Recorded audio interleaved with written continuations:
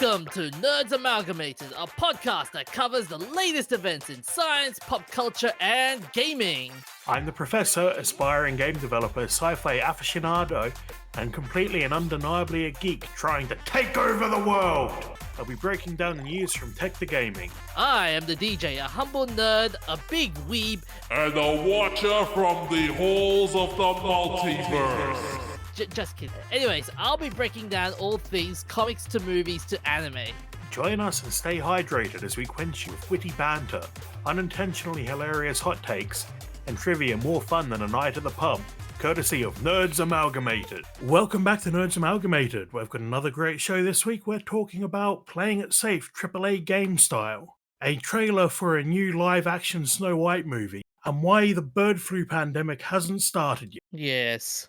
Well, I'm kinda glad it hasn't started yet. I mean, it's only a matter of time before we get it.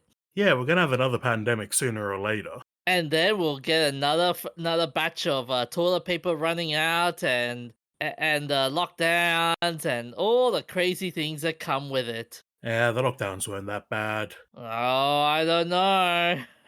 I don't know. The toilet paper, I admit that's of a problem. Uh-huh. And the plastic screens that people walk into. Wait, that happens? Oh yeah, I you would not believe how many times I had to walk into those plastic screens, like when I'm scanning stuff, when I'm scanning my stuff onto a register. I've never managed to walk into a transparent plastic screen. I must just have superior spatial awareness. I'm pressing X to down on that one. Anyway, our first topic.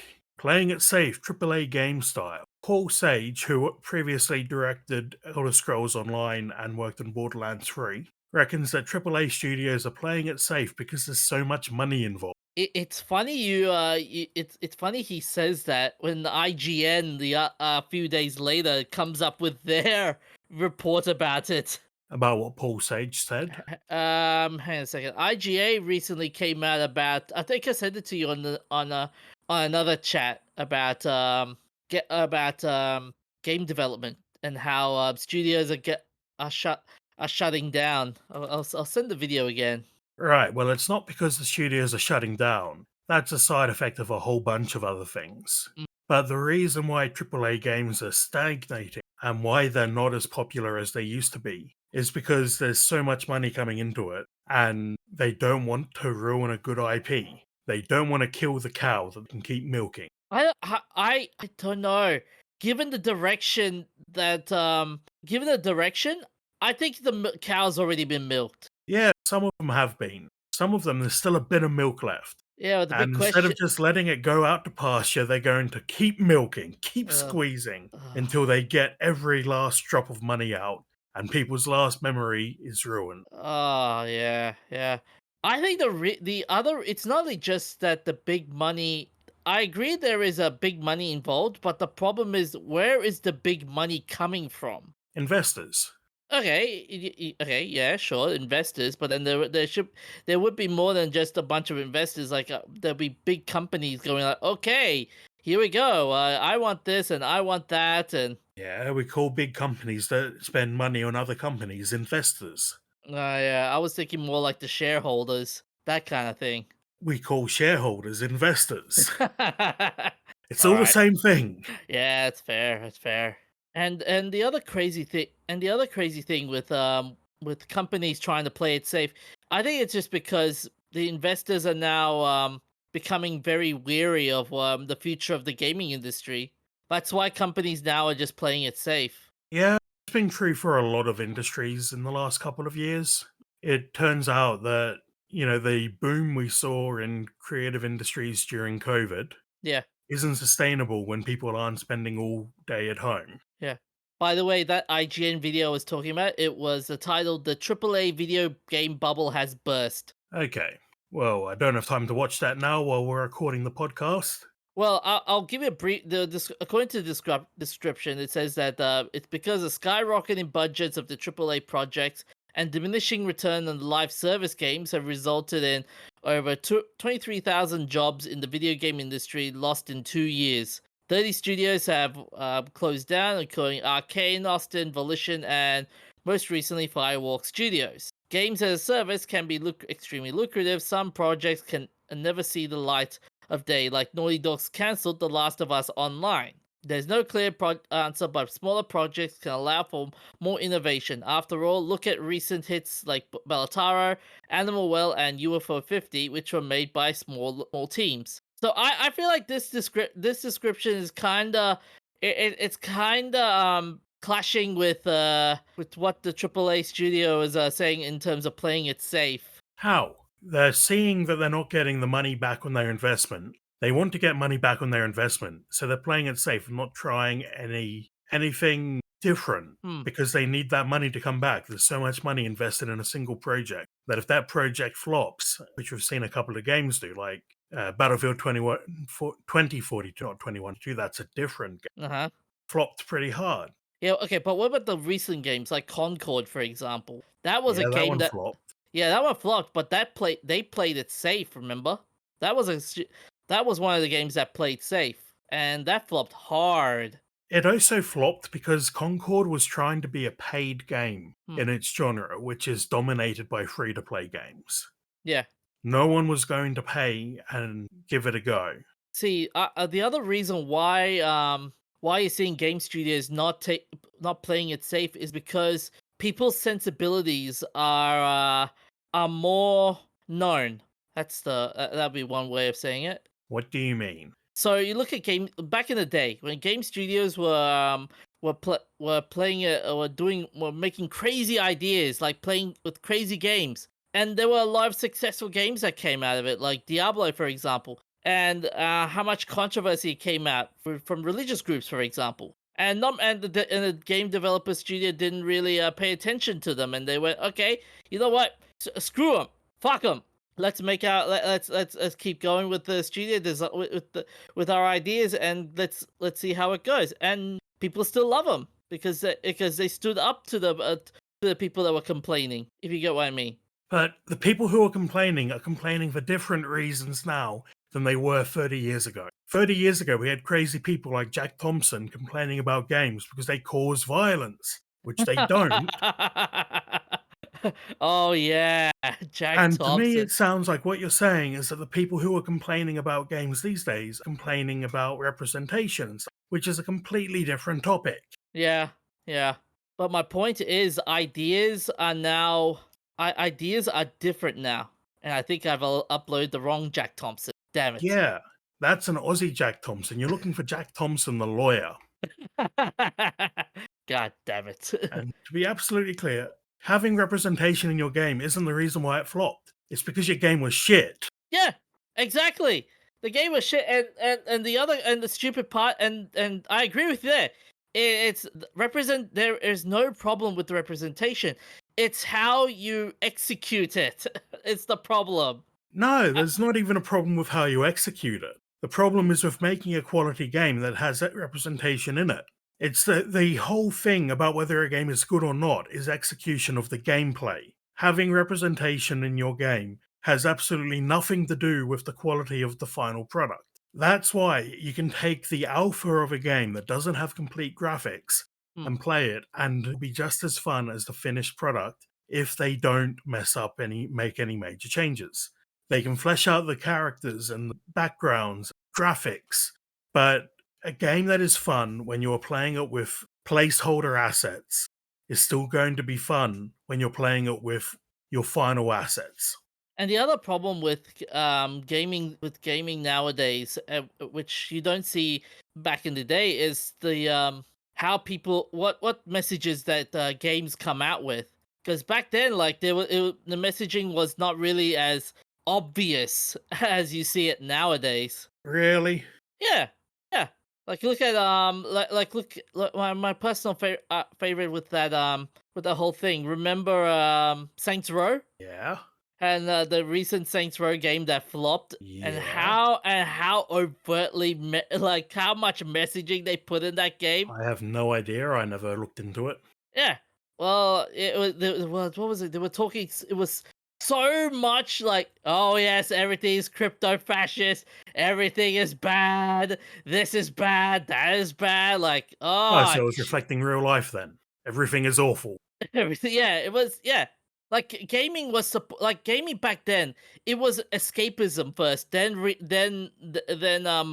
representing the modern world. Now it's the other No, way round. there's always been art that has a message.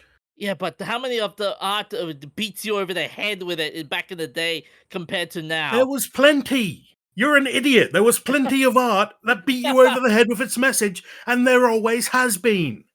Okay, Do what you game think back then? religious art from the 12th century wasn't beating you over the head with its message? It wasn't me. There was art there, and there was and it was open to interpretation back then. It was open to multiple interpretations back then. Now it's just you have to have this one interpretation, or you don't. No, no, that art was just as political as the art is today, just you don't know the context to it. You Uh, know Dante's Inferno? yeah, I You know remember who's in hell? People Dante Dante didn't himself, like. and they made a game out of that one too. Bizarrely, Yeah, but that's irrelevant to my point. My point is that art has always had a message. yeah, And there's always been art that pushes a message, just you don't have the context to understand the message. I agree with you. Yeah, okay, sure. There is you will have you need to understand the context with the message. I get that, but that's anyone can interpret it in many different ways, and they don't get pushed out for it, do And they? no one's getting pushed out for interpreting the message of a game differently. What the hell are Really? you going on about? I'm just saying it depends on the interpretation. That's my point. Well, your interpretation is wrong. That's pushing. This is the pushing. Your interpretation is wrong. Get out of here. Ah, Jesus. Everything is political. Everything has a message. Get over it. Ah, Jesus. Oh, you okay there, Professor? Yes, I'm fine. The messaging has nothing to do with why there's a AAA bubble that's popping. The problem is that they're making crap games because they don't want to take risks with the gameplay. Okay. And then their monetization is all through the roof because they must make back $1 billion that they spent on the game. and the amount of marketing as well. How much they spend on marketing? It's also insane as well. Yeah, so these big games must make big money. There's no room for risk. It's nothing to do with the messaging. Okay, I will respectfully disagree on that one, but I don't want, like I said, I don't want to get into a big argument about this one, but I No, respect. fight me IRL 1v1. Come at me, bro. You sure? All right, I'm gonna get in my car after this and we'll fight 1-on-1 down at the park. I'm like 3 times as big as you. You know what'll happen. I will die on this hill, damn it. It's a bit hard to die on a hill in Brisbane. I mean, look at all our parks. They're all near the river because they flood. Uh-huh. Yeah. Well, instead of a hill, we have a mountain, damn it. I'll die on this mountain then. Anyway, Pete's view is also that they push in development features out to focus groups when they're not ready and kill them before they've got a chance to develop into something special. So why okay, then why give it to focus groups if it's incomplete? They're Why being give made to by the people who are making big money. Ah, Because these people who have the big money, the investors, they want to make sure that they get their money back. So they start the focus group testing process really early in development and try to make the most bland thing that the focus groups will universally accept. I think that mentality of like the people, the consumers are the consumers do not know what they want. I think that that model should entirely be abolished because yeah, the people are not stupid. Okay, gamers are not stupid. I never said anyone was stupid. No, I no, said they make it bland. no, that's what I meant. Like the whole the way I see it, I think the gaming companies are making it sound like the gamers don't know what they want, and we're force feeding what they want. Hence the focus groups and stuff, and giving No, them the most. focus groups are more about making sure that your product actually has a market. That's what, and yeah, and I agree with you there. Like in terms of the focus groups are representative of your of your gaming populace, and while that's while I say that, what I'm trying to say is the gaming populace is not stupid. Would you agree? Well, I've met some gamers, and some of them are definitely stupid. Out of how many? Like out of millions and billions of gamers. I mean, if you go onto the live chat in COD, Uh huh. it's gonna look like there's a lot of stupid people. Okay, so what other point besides this because besides focus groups saying they're pushed to be given this most blandest of game mechanics, what other reasons this guy say? Pretty much it is that the focus groups are leading them to dump features that aren't finished, and that could be something special if they were finished. And it's the big money. You can't go and try and do something creative with the existing franchise because they don't want to risk running the franchise into the ground, which they end up doing by not innovating anyway. And you can't create a new franchise because that doesn't have the market recognition. So are they going to what are they going to create? They need to make something that's fairly bland and middle of the road. There's something that doesn't take risks because you need to make the money back, and it has to appeal to the widest possible market. Here's a question for you. Reckon gaming as game design with what he says has become formulaic? This sort of thing feels formulaic. Yeah, yeah, the stuff that comes out is formulaic and predictable, just like Marvel movies. Because Yeah. again, it's a massive money, needs to make the money back. And it's not only just formulaic, it's also it feels like made by committee. You know, Yeah, yeah, it's made by a game. It feels like games are made by committee, that's kind of the aim of focus group testing.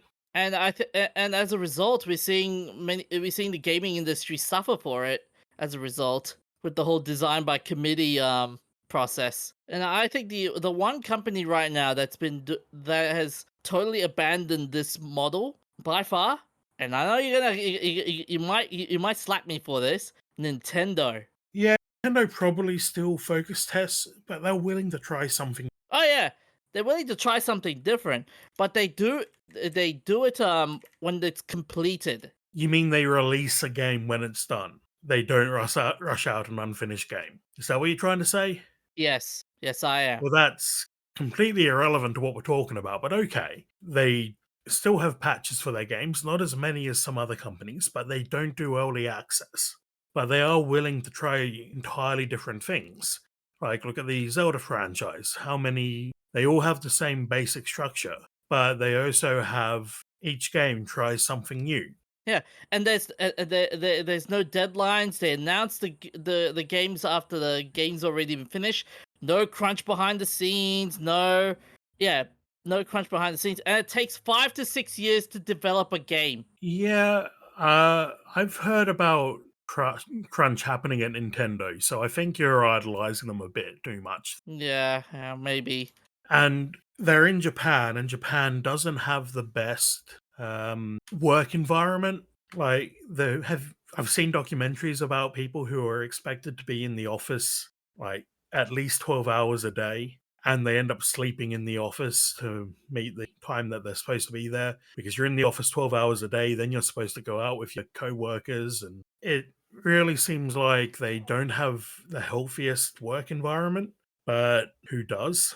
Theirs is just unhealthy in a different way. Yeah, and the other problem with with how the with gaming in terms of why make it how make it how to play it safe, because gaming nowadays, it's you were right in terms of the whole they half-ass on the gaming mechanics because they spend a lot more time on the graphics side of things instead of the gameplay side of things, because Yeah, there's a huge emphasis on on the graphics. It's yeah, like with movies nowadays. Instead of a proper written story, they just want the CGI with explosions and lasers. yep. There is definitely a huge focus on graphics in the AAA industry. But that said, though, okay. That said, do you reckon it's because of the is it because of the changing times in a sense? Like back then, it used to be like, oh, we don't really care about the graphics. We just want a good written story. Now it's No, just graphics, graphics, graphics. there have always been games that were made to push graphics. Some of them are good and have held up, some have not. And in 10 years, we're probably not going to remember the games that pushed graphics but didn't hold, but we will remember the ones that pushed graphics and did hold, like Red Dead Redemption 2.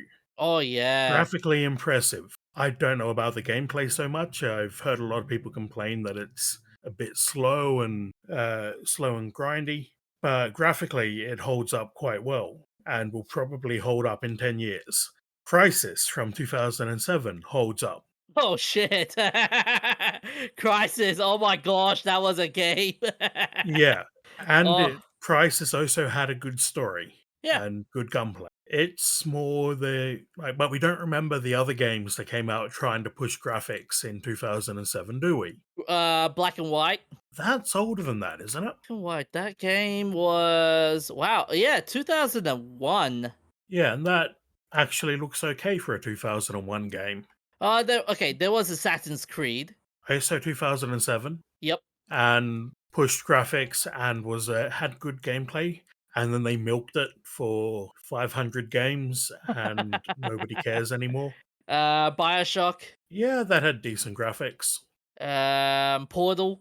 but people mostly talk about BioShock for the story. Yeah, that's true. Yeah. Portal and Half-Life 2 hold up pretty well because they're stylized. Graphically, at the time, Half-Life 2 was a big leap, but it also holds up really well because it's a stylized look rather than a photorealistic look. Mm. The Witcher. Which one? First one. The very first one. Yeah, I didn't know that was I don't know about that one so much. Let's see. I'm looking at a list, by the way. What else is there? There was Half-Life 2, Episode 2. Yep. That was another graphical update. In fact, if you go back and play Half-Life 2 now, it's got all the graphics updates from episode 2, so it feels a bit newer than it is. Halo 3. I feel like you're just listing off games that you like, No, no, no, no. Like I rather said, than games that were pushing graphics but were forgotten. I'm just looking. I'm just naming the popular games that came out in 2007. Hence Yeah, the the ones you remember. yeah. Okay, You fair don't enough. remember the games that pushed graphics but were crap.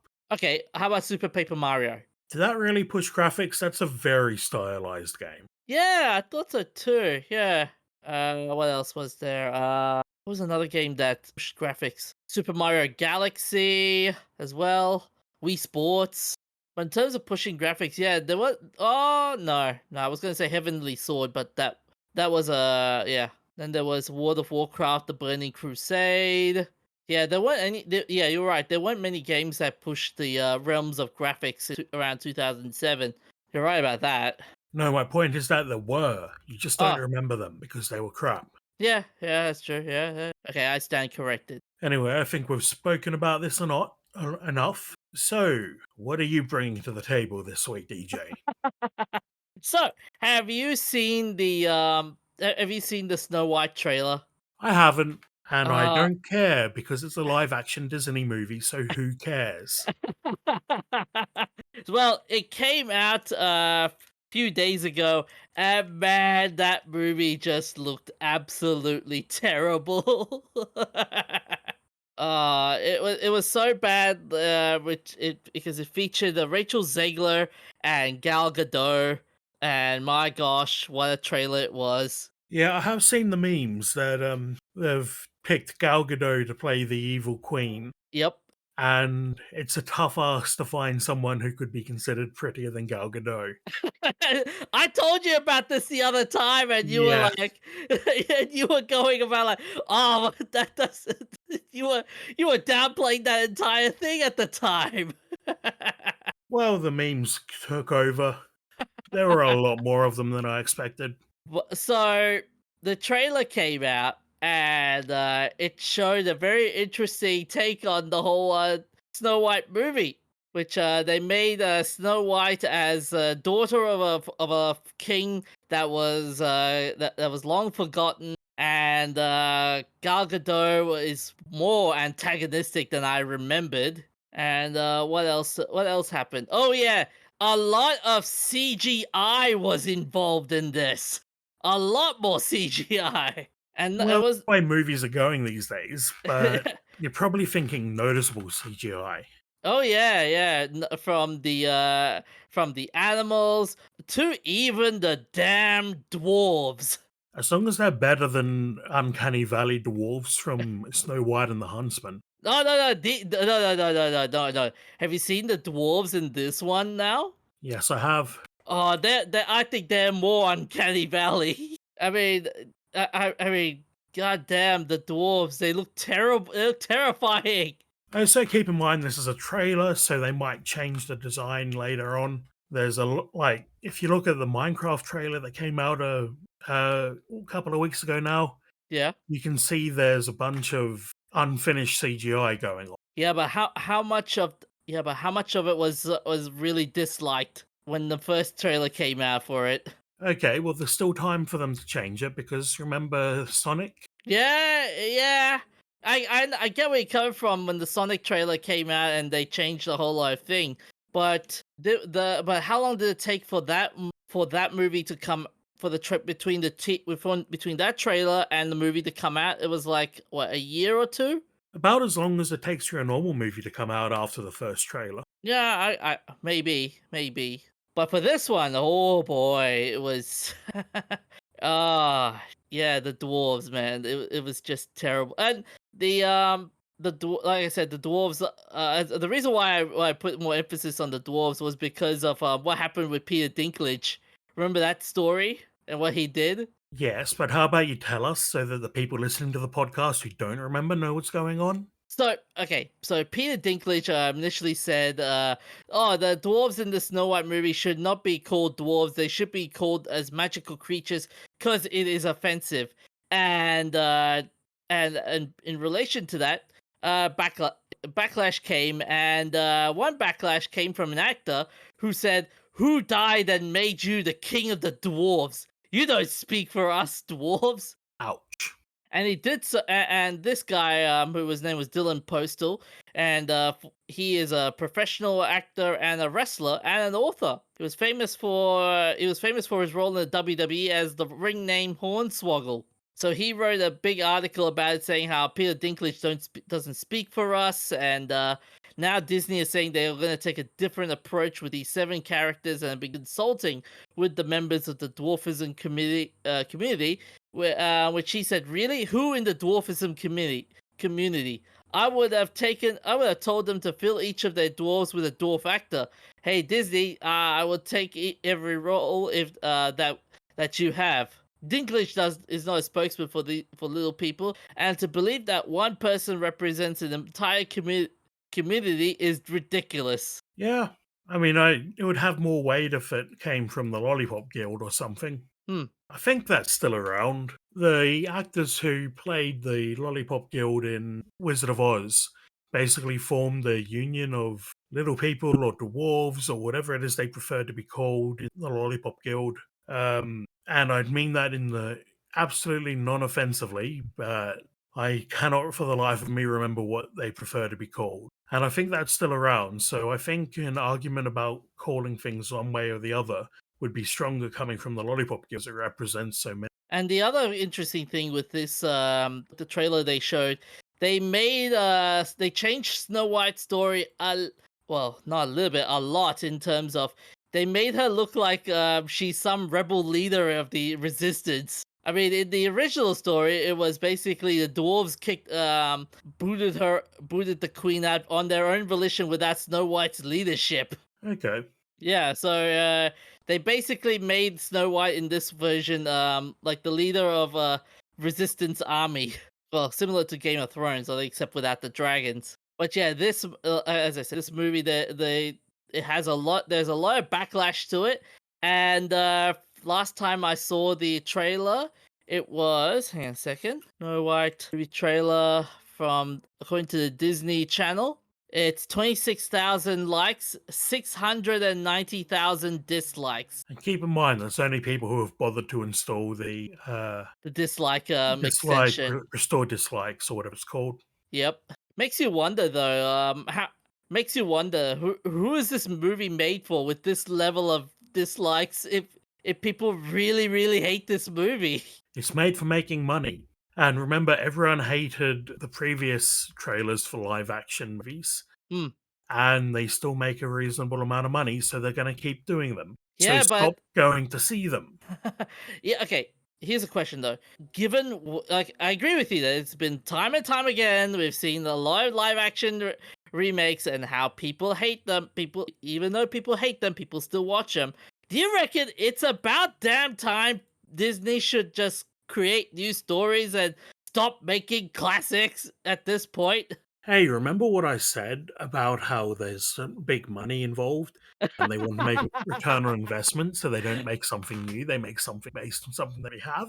Uh huh. Same Yeah. story. Hey, story. Yeah. This is the part I think you will say, "I told you so." Yeah, that's fair. And you also have to wonder, how do modern adaptations balance preserved classical stories with updating them for contemporary artists? With great difficulty. Yeah. Because if you make too many changes, then people are going to complain. If you don't make enough changes, people are going to, So in other words, no point. There's no point. yeah, make something new. Uh-huh. Would you go and watch it, given the fact that it's a Disney movie, and I know you No, really hate Disney? no, I won't go watch. Well, at least it won't be as contagious. At least the hate watching won't be as contagious as bird flu. Yeah, and less deadly. Mm-hmm.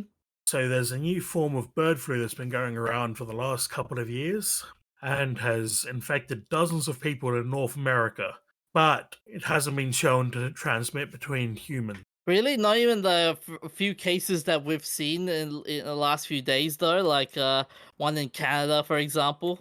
Well, this article's a few days old, so it doesn't necessarily list those, but it's not confirmed that he caught it from another human and not from an animal. So they've been tracking the H5N1 form of bird flu since 1997, although there's a new form of it that's recently. There's also H7N9, which popped up, didn't mutate to be human transmissible, and then went away, Oh. like COVID might have done if people stopped going outside. So the initial H5N1 outbreak in 1997 happened in Hong Kong, sickening 18 people and killing 6. So scientists have been studying it since then to make sure that they're prepared when it does become a human transmissible pandemic. And they reckon that for it to occur, the H5N1 needs to mutate its polymerase, which is the enzyme viruses use to copy that genome, and hemagglutinin, which is the protein it uses to attach to cells. And the scary part is that a study looking at blood samples from workers in dairy farms found that many human infections go undetected. So each time someone gets infected is a chance for it to mutate and become more infectious.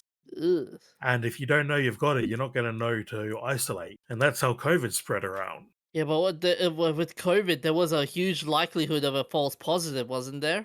Not with the proper tests. It was the rats that were concerned with false positives, and they improved over time too. But it looks like one of the polymerase mutations that the virus needs, which is called 627K, is infecting mammals and isolated from the first human case associated with the US outbreak, which is a bit scary. Uh huh. But they are lacking the hemagglutinin mutation. So in other words, say goodbye to that trusty hamburger that you're eating right now. Possibly. Oh boy. Industrial farming is a concern for virus transmission. So there's a theory that the virus might need to make more mutations to stabilize the dangerous infectious mutants. So So what? from Oh, the article, it looks like the reason why we're not having a pandemic yet hmm. is because it's just not infectious enough yet. Yeah, but that's like sitting on a time bomb, and you're going, okay, I'm just gonna wait for it till it gets terrible, and then act on it. Yeah. That's a really stupid way to do it. Yeah, ideally, we'd have scientists sequencing the genome and preparing to create vaccines. I don't know enough about vaccine production to know whether that's feasible. And they have to also take into account the with mutations as well. I mean, mutations are very quick. They can be. Yeah. And there might be unintended mutations which could overpower the vaccines as well. Yep. Yes, there could be a mutation that affects the vaccine production. So at the moment, it's scary. It's probably not going to turn into a pandemic just yet because it doesn't have the right mutations. But it's possible that the Canadian case we mentioned earlier might actually be an infectious transmissible form, but there wasn't enough contact with other people for it to transmit. I think the reason why we haven't seen that sort of thing is because from COVID, like how with vaccine development, with the with strict monitoring processes and the strategies in public health, like social distancing and washing your hands more often, sanitization, a big emphasis on sanitization. Yeah, hopefully people would take what they've learned from COVID and work on that while they work on vaccines. Mm, But we also saw that people were particularly bad about doing that, even when it was, a good reason to wash your hands to prevent the spread of deadly disease. And yeah. bird flu has a kill rate of like 50% or something from what I was reading the other day. Oh boy. Yeah, so we really don't want that one to become a pandemic. Yeah, it's the mortality rate of H5N1 is about 50% in the almost 900 cases of people infected worldwide since 2003. Yeah. So it's probably going to happen one day. And hopefully by then, people will be washing their hands and doing the stuff they need to do to not catch it. Yeah. But I'm not entirely hopeful because, yeah, we've seen with COVID, a lot of people used to do the right thing. Yeah, yeah.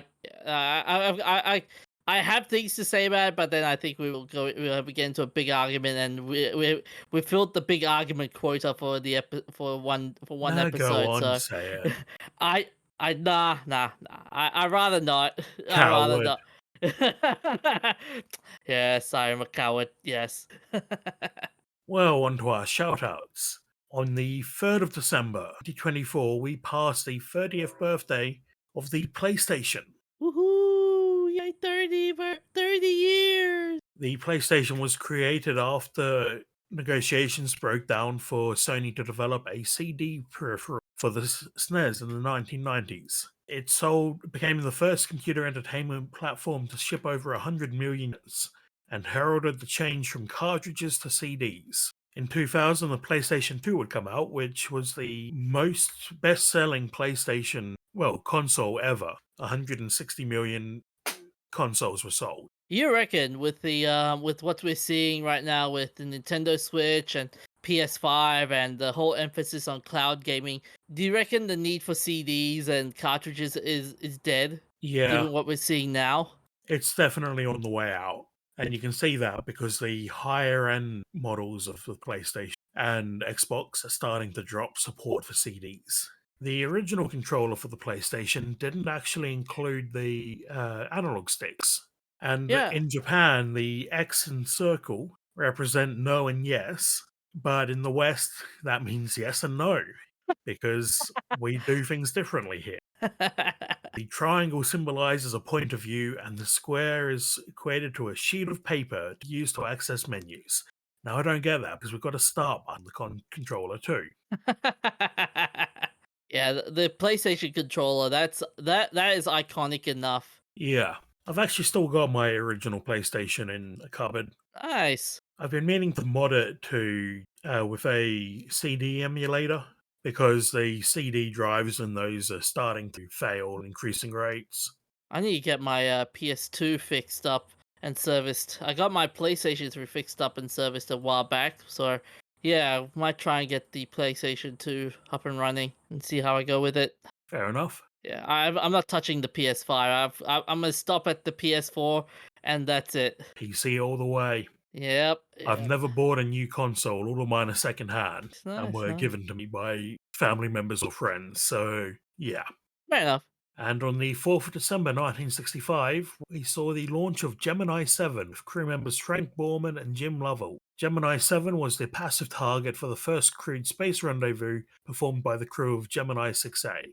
So, Gemini 7 was launched after Gemini, so it was intended to launch after Gemini 6, but the Gemini 6 mission was cancelled due to failure to launch of the Agena target video it was supposed to be rendezvousing. So instead, they decided they would fly Gemini 6A and Gemini 7 and hook them up instead. Hmm. It was a 14-day long mission requiring NASA to solve some problems of long duration space flight, such as the stowage of waste, which required the crew to practice stuffing waste paper behind their seats for the flight. Ooh. Both crew members worked and slept at the same time as the ground crew. They conducted 20 experiments, the most of any Gemini mission, including studies of nutrition in space, and a lightweight spacesuit, the G5C, which was uncomfortable, hot, cramped interior of the Gemini. On the 11th day, the mission rendezvoused with Gemini 6A. And the funny thing is, this mission had a lot of funny things that happened during the space mission as well. Go on. Like in the post-flight briefing, for example, Borman and Lovell noted that the food rations that had been generally of good quality, but they strongly disliked the freeze-dried protein bites and advised against them being included on future missions. They also suggested that more breakfast items would have been nice to avoid including bite-sized food that could easily produce crumbs that gets loose in the cabin and improving packaging on some items. Yep. The crew also strongly objected to the requirement that they record every use of drinking water and argued instead that they could simply use the meter on the water hose to gauge the amount consumed. On the 31st orbit, Gemini 7 observed the underwater launch and exhaust trail of the Polaris missile from the submarine USS Benjamin Franklin off Florida. By this time, the novelty of spaceflight had worn off the crew of Gemini 7. They had spent 11 days in space, had 3 more days to go. They were doing a little more than drifting around the Earth, and the incentive of the rendezvous was over. Borman read Roughing It by Mark Twain and Lovell's Drums Along the Mohawk by Walter D. Edmonds. Okay. Well, also on the 4th of December, but in 1998, the Unity module launched. The second module of the International Space Station, the first US-built module, launched on Space Shuttle Endeavour, which was STS-88, and birthed to the previously launched Zarya module, which I think means hope in Russian. Say it. It means dawn, daybreak. Okay, I was wrong. Unity has 6 common berthing mechanisms: forward, aft, port, starboard, zenith, and nadir, of which 2 were fitted with pressurized mating adapters, which were required to connect to the Zarya module. That's a very incredible piece of engineering. Yeah, it's really sad that they're going to just burn it up in the atmosphere. What is the messed up moment this week, DJ? Oh, I've got an interesting one for you. So, you know Lex Luthor, right? Yes. And you know how he always beefs. He always has a beef against Superman, right? Yes. But do you also know that Lex always loves to try and ask Lois Lane on a date, right? I didn't know that. Okay, so Lex always wants to date Lois Lane and yeah, go out and make him his partner. So at one point, Lex decided to do something really crazy. One point, and make his own Lois Lane. Oh no. And the way he does it was he takes a Brainiac probe that was stored in LexCorp and a sample of Lois Lane's DNA and created a robot version of him. Of Of her, him I or mean. her? Of her. And yeah, and this robot was did everything to like to being obedient to Lex, and was served as his quote unquote the conscience of Lex Luthor. So yeah, but this Lois Lane robot is it not only it's not only how I put not only programmable but also has a lot of weapon systems as well. Okay. Yeah, if What are you the weapon systems of Robot Lois? so guns, ammunition, cannons, super strength, self repair. It also has electrokinesis and metamorphosis as well, and miniature torpedoes as well, just for good measure. Fair enough. So yes, Lex Luthor, one messed up man indeed. Well, on to our wacky movie. On the 4th of December 1980, Superman 2 was released in Australia. The plot is that Superman sacrifices his powers to start a relationship with Lois Lane, which, if you haven't, look up Man of Steel, Woman of Tissue Paper by Larry Niven for a reason why that is a terrible idea. That's your messed up moment there, DJ. Oh shit! Oh yeah, Man of Steel, Woman of Kleenex. Yeah, it's an essay on why exactly Superman could never have a relationship with Lois Lane. So Gene Hackman, who played Lex Luthor in the first movie, refused to return for reshoots for the second film. So any scenes featuring him were filmed with a lookalike and a voice impersonator. Oh, that sucks. And despite Lex Luthor being canonically bald, Gene Hackman refused to wear a bald cap for the movies, so instead wore ill-fitting wigs to imply baldness. Except for one scene in a prison where he was relented and wore the bald cap because it's unreasonable that Luthor would be allowed to keep his wig collection in prison. I mean, it makes sense. It makes sense. Yep. And during one take of the shot in which Lois punches Ursa, Margot Kidder accidentally punched Sarah Douglas and knocked her unconscious. Oh, And Margot Kidder was unhappy because her marriage was ending, she missed the original director, and she was being very well paid to do a small amount of work. She recalled that for several weeks she sat around in her dressing room, listened to music, read books, wrote letters, worked on a screenplay, went through a divorce, and then every so often went on set and said a line like, "Oh, Superman, Superman." The biggest sponsor for the movie was Marlboro, the cigarette brand, who were shown 22 times in the film. wow. Yeah, I recall back then, alcohol and cigarette sponsorships were huge back in the day. Yeah. Even one of the James Bond movies had a Marlboro sponsorship, if I remember correctly. They even played like the jingle from the Marlboro ads, Oh and he was shit. wearing a costume that looked like the Marlboro Man. Yeah, nowadays brand placements are not that huge, are they? No, they're still huge. And there are two controversial scenes in the movie. The first is Superman's amnesia-inducing kiss, which is a power that he wasn't given in the comics, but it actually was in the comics. But very obscure knowledge. Yeah. Yeah. And then a random scene where he rips off the S from his suit, throws it at a non, which subdues him for a second, then vanishes entirely. Yeah, I remember that one, the plastic S, which made no sense. If you see it here you go. I'll shush. It's a very short. It's 37 seconds, but it was just what the hell. Like you see him, like you see Superman toss the thing, and the guy gets hit with it, and then afterwards, like, what the hell was that? Yeah. And it looks like he gets tangled up in a plastic bag. Family Guy's version was even more hilarious, if I recall. Can you imagine Alright. doing? Oh, sorry. Well, we'll have to check that out another time because we've Mm-hmm. been here too long. Uh huh.